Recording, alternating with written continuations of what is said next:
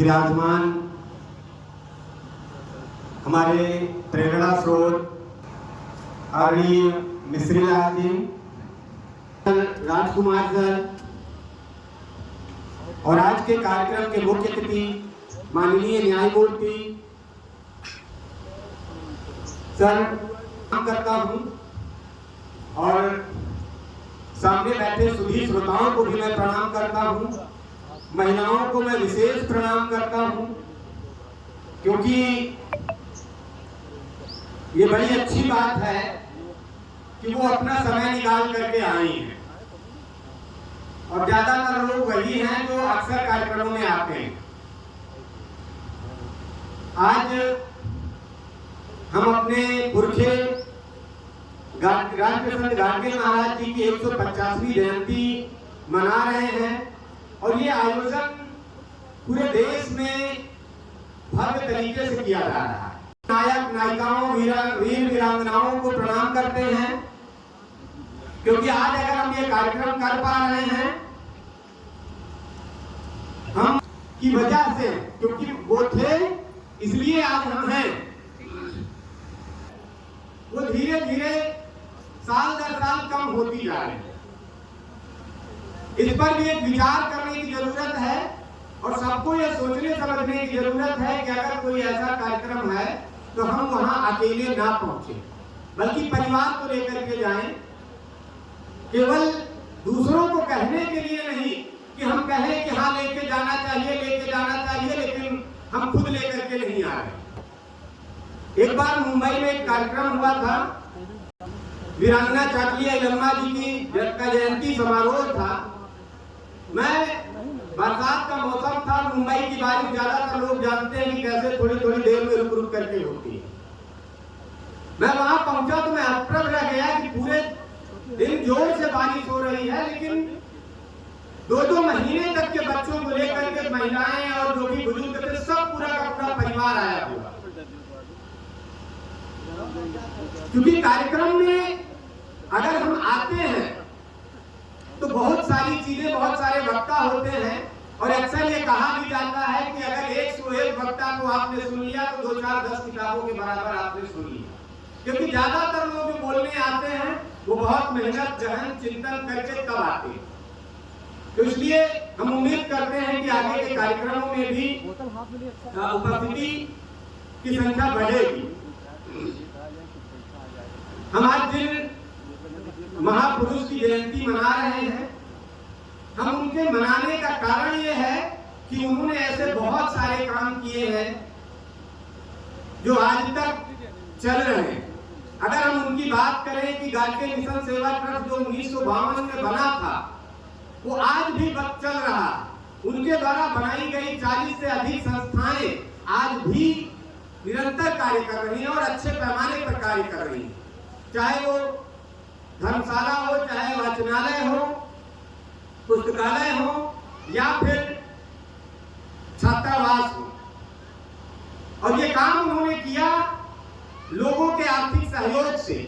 अक्सर वक्ता आते हैं और जाते हैं मंचों पे, उन्होंने भिक्षा मांगी थी, उन्होंने कहीं पर भी भिक्षा नहीं मांगी।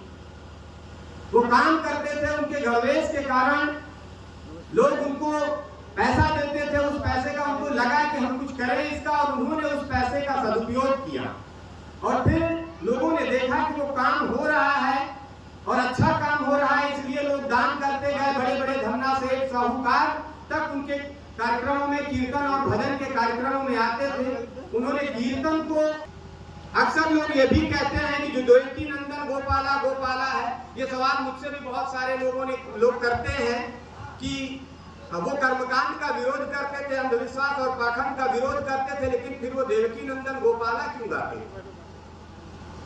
तो हम सबको बड़े ध्यान से, वो मराठी में जरूर है लेकिन उसे सुनना चाहिए। और उसका जो सार है वो ये है कि ये जो बच्चे हैं आपके, जो वो बात करते हैं कि आपके पास खाने के मतलब शिक्षा देने के लिए अगर पैसे नहीं है तो खाने के बर्तन बेच दीजिए, हाथ पर रोटी रख करके खाइए, लेकिन अपने बच्चों को पढ़ाइए जरूर। रिश्तेदारों की खातिरदारी कम करिए, अपनी पत्नी को कम कीमत के वस्त्र पहनाइए। तो वो उसी बात को लेकर के वो कहते हैं कि ये जो बच्चे हैं वो गोपाला के समान हैं, इसलिए इनको हर तरह के जतन करके इनको अच्छी शिक्षा दिलानी चाहिए। वो बात उसी में अगली लाइन में बोलते हैं कि शिक्षा दिलावे, इनको शिक्षा दिलाइए। तो उसका मतलब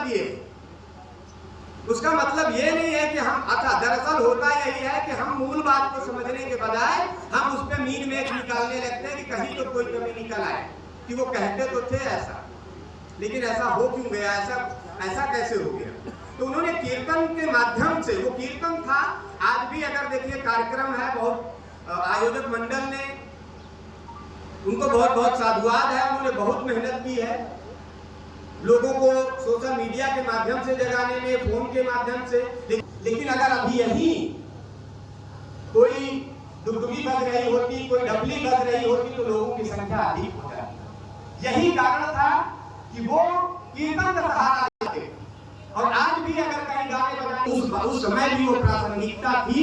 आप देखिए गांधी जी को भी देखिए, वो जहां जाते थे वो लोकल भाषा में, स्थानीय भाषा में बात करते थे, क्योंकि वो इसलिए इस माध्यम को चुनते थे ताकि अधिक से अधिक लोगों तक समझ में आए। जहां हिंदी बोलने वाले लोग हैं, हिंदी समझने वाले लोग हैं, अगर वहां कोई आदमी अंग्रेजी बोलेगा तो लोग क्या करेंगे, उठकर चल देंगे।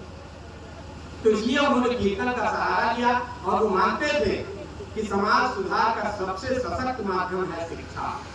और इसीलिए उन्होंने सैकड़ों की संख्या में आश्रम बनवाए, कुछ आश्रम बनवाए, गायों के बारे में काम किया। ऐसा कोई काम नहीं है जो शायद उनसे बचा।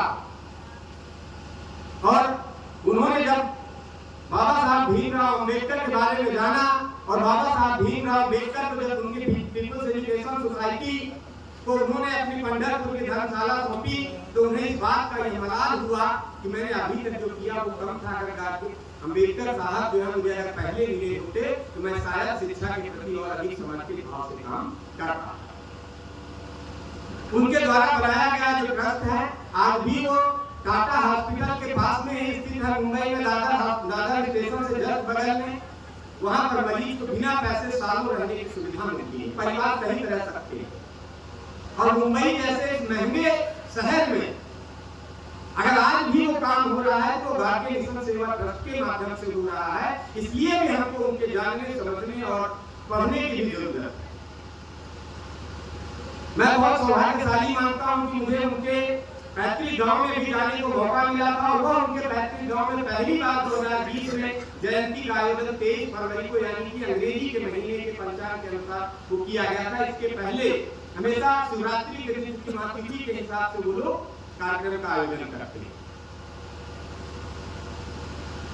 और जहां पर उनका परिनिर्वाण हुआ, जहां पर उनकी समाधि बनाई गई, हालांकि बना दी गई, उन्होंने मना किया, तो उन्होंने कहा कि मेरी कार ही मेरी समाधि है और मैं ना कोई मेरा गुरु ना कोई मेरा चेला। लेकिन ये अलग बात है कि जिनको लोग जानते हैं उनको भगवान बना करके पूजने लगते हैं। हालांकि बाद में महाराष्ट्र सरकार ने वहां पर एक रिसर्च सेंटर एस्टैब्लिश किया है और अमरावती विश्वविद्यालय में जो विश्वविद्यालय था उसको संत गाडगे महाराज जी के नाम से कर दिया। तो हमको यह ध्यान देने की जरूरत है, हमारे बीच में महान विभूतियां बैठी हुई हैं, सब शिक्षा के ही कारण है। क्योंकि 23 फरवरी को डॉक्टर राजकुमार साहब ने जो हॉस्पिटल का उद्घाटन किया, वो एक बड़ी सोच थी कि जिस दौर में, आज के दौर में लोग अगर पैसा लगाते हैं तो कहां जाते हैं, बड़े बड़े शहर में जाते हैं कि निकलेगा कि नहीं निकलेगा। लेकिन वो शायद गाडगे बाबा की शिक्षाओं का भी प्रभाव रहा है कि उन्होंने वो बहुत प्रॉफिटेबल नहीं है वो जगह अगर व्यवसाय के हिसाब से देखा जाए, लेकिन उन्होंने वहां 100 बेड का हॉस्पिटल खोला और अभी ब्लड बैंक स्थापित किया है। तो ऐसी सोच को हम नमन करते हैं और इसी तरह की सोच की जरूरत है। और हमें लगता है कि हम लोगों को एजुकेशनल इंस्टीट्यूशन की तरफ भी ध्यान देना चाहिए। संस्थाएं बनी है, जयंती और पुण्यतिथि का आयोजन होता है, अच्छी बात है, लेकिन इस ओर भी हमको ध्यान देना चाहिए, क्योंकि महापुरुषों के काम या वीर वीरांगनाओं के जो काम है, हम उनको केवल नमन करने से, जयंती और पुण्यतिथि का आयोजन कर लेने मात्र से हम फुर्सत नहीं हो जाएंगे, बल्कि असली काम तो तब होगा जब हम उनके कामों को आगे बढ़ा करके और अधिक से अधिक वंचित तबके या वंचित वर्ग के लोगों को लाभान्वित कर पाएंगे।